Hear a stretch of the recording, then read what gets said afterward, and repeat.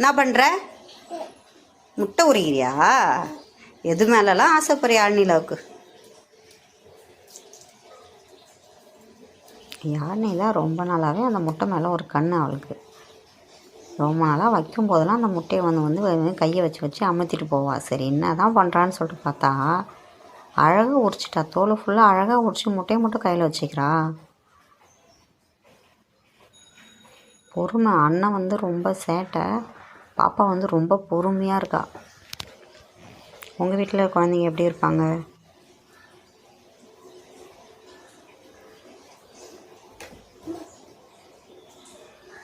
எது மேலே ஏறி நிற்கிறா பாருங்கள், உப்பு டப்பா. அது அந்த உப்பு டப்பா மேலே ஏறி அந்த முட்டையை உரிச்சே ஆகணுமா.